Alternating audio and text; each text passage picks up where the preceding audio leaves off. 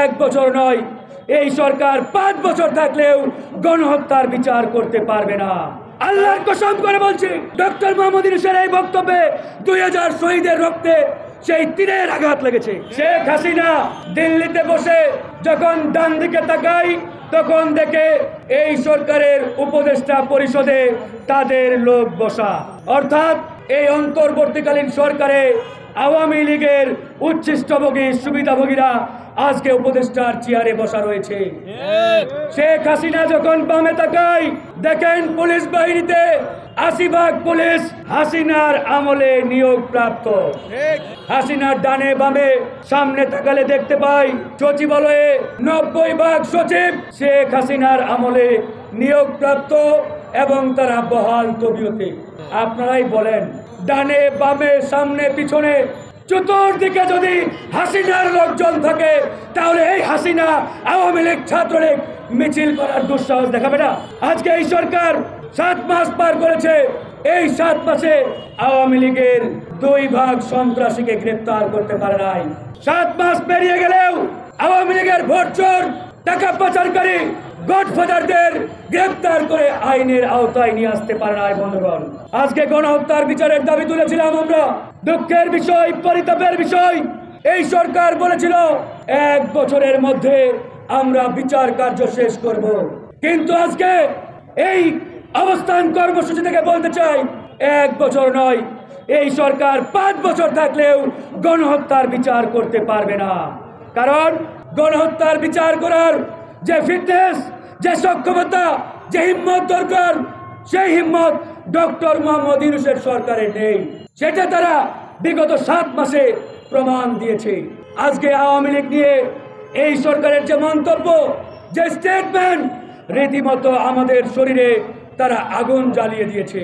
কারণ এদেশের জনগণ, রাজনৈতিক দলগুলো বিগত 5ই আগস্ট আওয়ামী লীগকে নিষিদ্ধ করে দিয়েছে। শুধুমাত্র সরকার নির্বাহী আদেশে আওয়ামী লীগকে নিষিদ্ধ করার বাকিটা ছিল। আমরা দেখেছি এই সরকারের কতিপয় উপদেষ্টা আড়ালে আবডালে ইনিয়ে বিনিয়ে আওয়ামী লীগের রাজনীতি পুনর্বাসনের চেষ্টা অব্যাহত রেখেছিল। আমরা প্রতিবাদ করার পরে এ সকল উপদেষ্টারা এখন প্রকাশ্যে বলে না, তলে তলে আওয়ামী লীগের সাথে তারা সেই গোপন আতাত লিয়াজও অব্যাহত রেখেছে। আমরা জানি তারা কারা, তাদের মুখোশ কিন্তু আমরা খুলে ফেলতে বেশি সময় নেব না। তারা গোপনে আওয়ামী লীগকে পুনর্বাসনের চেষ্টা করবে, আর আমরা বসে বসে ঘরের অন্ধকারে তাদের সব তামাশা দেখব। এটার জন্য এদেশের 2000 ছাত্র জনতা জীবন দেয় না।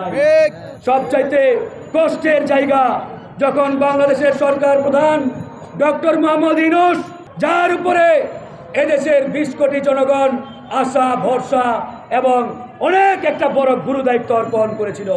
এদেশের মানুষের বিশ্বাস ছিল ডক্টর মোহাম্মদ ইউনূসের মাধ্যমে বাংলাদেশের একটি আমূল পরিবর্তন আসবে, রাজনীতিতে সংস্কার আসবে, রাজনীতিতে গুণগত পরিবর্তন আসবে, বাংলাদেশে একটা ঐক্য সৃষ্টি হবে। কিন্তু বাস্তবিক অর্থে আমরা সেই লক্ষণগুলো দেখতে পাচ্ছি না। আজকে মাননীয় প্রধান উপদেষ্টা তার মুখ দিয়ে যখন এরকম শব্দ বের হয়, আওয়ামী লীগকে নিষিদ্ধ করার কোনো ইচ্ছা এই সরকারের নেই। আল্লাহর কসম করে বলছি, ডক্টর মোহাম্মদ ইউনূসের এই বক্তব্যে 2000 শহীদের রক্তে সেই তীরের আঘাত লেগেছে।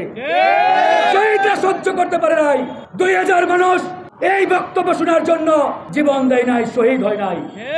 আমরা মাননীয় প্রধান উপদেষ্টাকে বলবো, আপনি আপনার এই বক্তব্য প্রত্যাহার করেন।